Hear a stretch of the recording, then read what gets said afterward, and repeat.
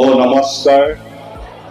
চাউল খোৱাপাৰ ভাই ভাই এই এনজিঅ'ৰ উদ্যোগত আয়োজিত অষ্টম বাণিজ্য মেলা আৰু সাংস্কৃতিক সন্ধিয়াৰ মৰমী শ্ৰদ্ধাৰ সভাপতি মহোদয়,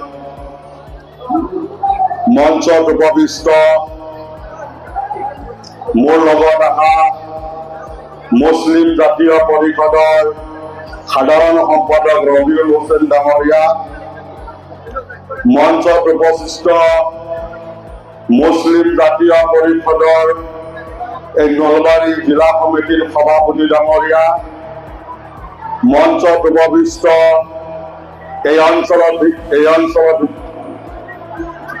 বিশিষ্ট সমাজ সেৱক মোৰ বন্ধু মোৰ মাননীয় ৰঞ্জনানী ডাঙৰীয়া, এই মঞ্চত উপস্থিত এই অঞ্চলৰে যুৱ নেতা সাদ্দাম দিয়ন ডাঙৰীয়া, মঞ্চত উপস্থিত বিভিন্ন ব্যক্তিসকল, সমাজ সেৱকসকল, এই অঞ্চলৰ শিক্ষক সমাজ আৰু মুৰব্বীসকল আৰু সাংবাদিক বন্ধুসকল আৰু মোৰ সন্মুখত থকা এই অঞ্চলৰ মুৰব্বী শ্ৰদ্ধাৰ ৰাইজ, আই মাতৃসকল, কণ কণ ভাই ভণ্টিসকল, যুৱ বন্ধুসকল,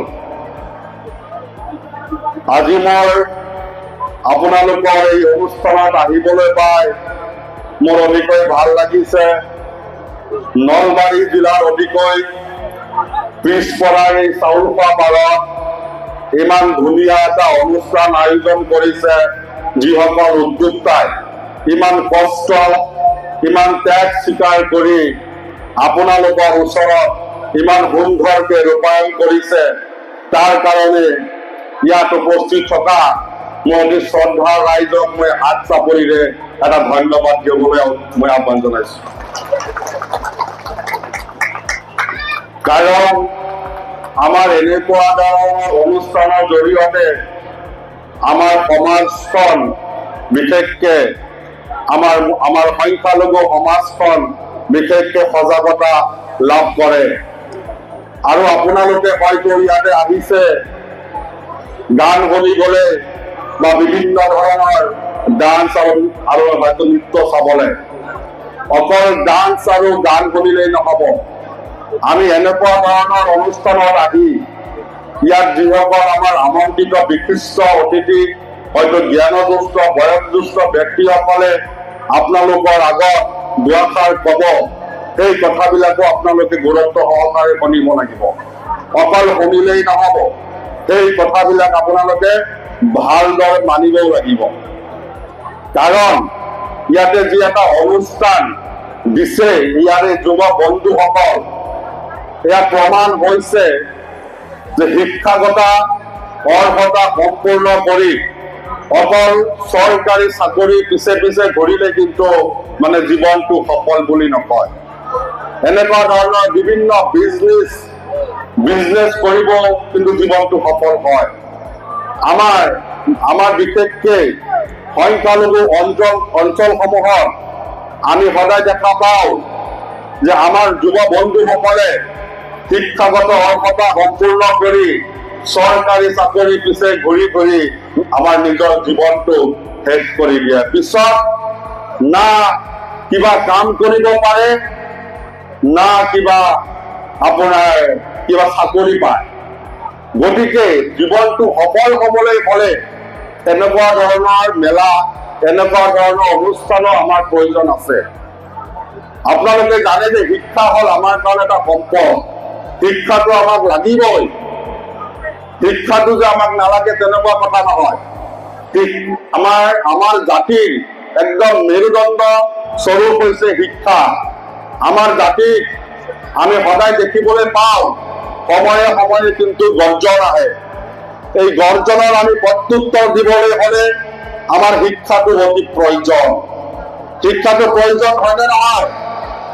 গতিকে আমি ল'ৰা ছোৱালী উভয়ে শিক্ষিত কৰিব লাগিব, তেতিয়াহে আমাৰ সমাজখন আগবাঢ়ি যাব পাৰিব।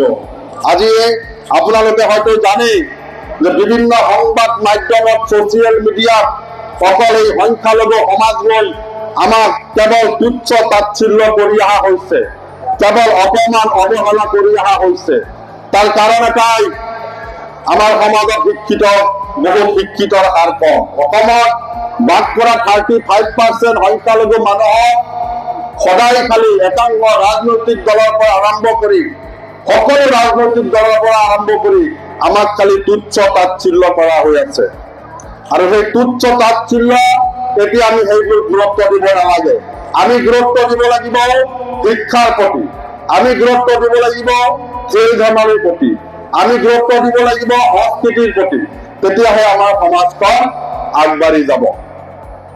গতিকে মই ইয়াতে যিখিনি এই অঞ্চলৰ মোৰ বয়োজ্যেষ্ঠ জ্ঞানজ্যেষ্ঠ লোকসকল উপস্থিত হৈছে, মোৰ আই মাতৃসকল আছে, মই আপোনালোকক আহ্বান জনাইছো, আপোনালোকে এতিয়াও সময় আছে, আপোনালোকে সংকল্পবদ্ধ হওক, আপোনাৰ ল'ৰা ছোৱালীক পেটত গামোচা বান্ধি হলেও উচ্চ শিক্ষাৰে শিক্ষিত কৰক। অন্যথা আমাৰ সংখ্যালঘু সমাজ কিন্তু কেতিয়াও আগবাঢ়ি যাব নোৱাৰে। আজি অলপ পিছতে আপোনালোকে হয়তো চাব, ইয়াতে যেতিয়া গায়ক উঠিব, শিল্পী উঠিব, তেতিয়া মোৰ যুৱ বন্ধুসকলে মঞ্চৰ দুয়োফালে উদ্ভণ্ডলি আৰম্ভ কৰি দিব, ডান্স কৰি থাকিব।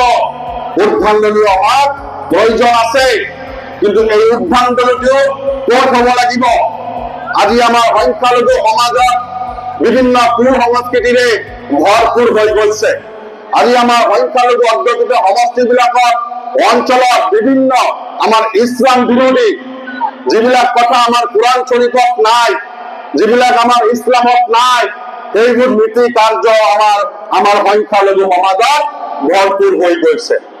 গতিকে সেইবিলাকৰ বিৰুদ্ধে যুৱ বন্ধুসকলে গাৰ্জেনসকলক লৈ মাৰ বান্ধি থিয় হ'ব লাগিব। তেতিয়াহে যুৱ বন্ধুসকলে এই সমাজখন আগুৱাই লৈ যাব পাৰিব।